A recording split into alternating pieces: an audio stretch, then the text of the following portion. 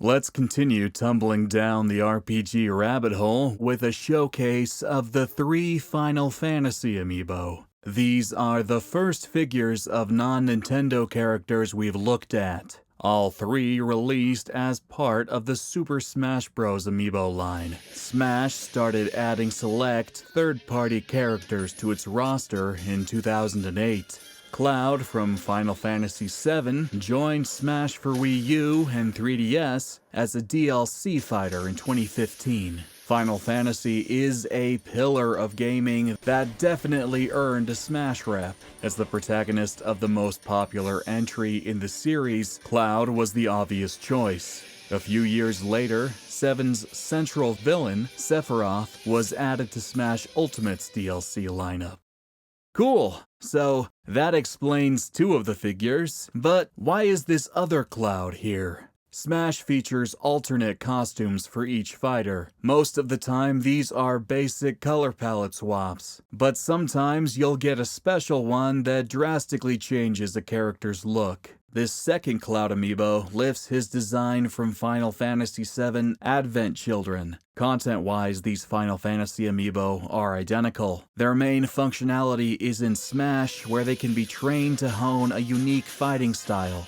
Bam! That's the easiest compatibility section we've done. On to the good stuff.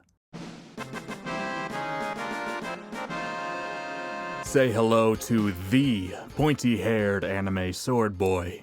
Cloud's pose is taken from the original game's cover art, as well as his battle victory animation where he twirls the Buster Sword, then heaves it onto his shoulder. His DIY soldier uniform looks the part, from his baggy Aladdin pants to the makeshift pauldron complete with little ridges carved into the nuts and bolts holding it together. The etchings on his belt and leather harness add some additional flair as well. Cloud's iconic Buster Sword looks awesome and intimidating. It would have been cool to see some materia slotted into the blade, but no biggie. Cloud has a pretty basic, no-frills face sculpt and expression, but this works for the character. His whole shtick is playing into what he thinks a stoic soldier should act like. Let's round things out by taking a look at his hair. Well, round's probably the wrong word. His signature spiky locks are so accurate, I cut my finger open getting footage.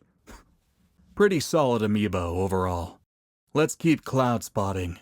I find it kind of funny how similar the Cloud's poses are, while still being just slightly different. This alternative look for Cloud is based on his wolf design from Advent Children. The complexities of his armor are replicated without sacrificing the outfit's flowing appearance. I'm impressed with how clean the Fenrir emblem looks considering its small size. Something I appreciate about this amiibo is that Nintendo didn't cheap out and reuse the other figure's hair sculpt. Cloud's hair does have a slightly different look and texture in the film, and it's accurately replicated here. Similarly, the fusion sword isn't just the Buster Sword over again. It has all the unique details, etchings, and divots from the film. It's a sturdy piece of gear, which might explain why Cloud's bicep is significantly more defined than his younger selves. I guess he upped his training routine between the game and the movie. He'll need the extra strength to cut down Sephiroth for good.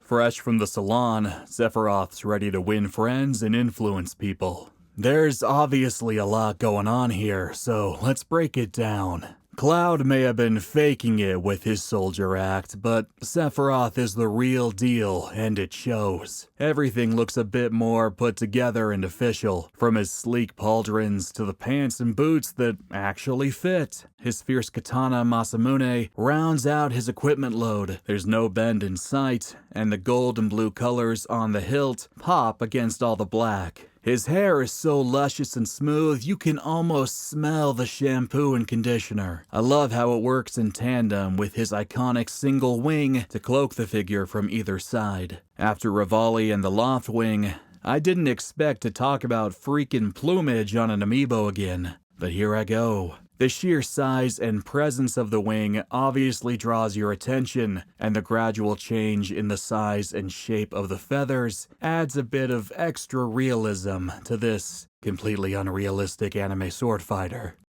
Well, I'd say the Final Fantasy series really scored with its amiibo. None of these really blow me away, but each figure is really solid.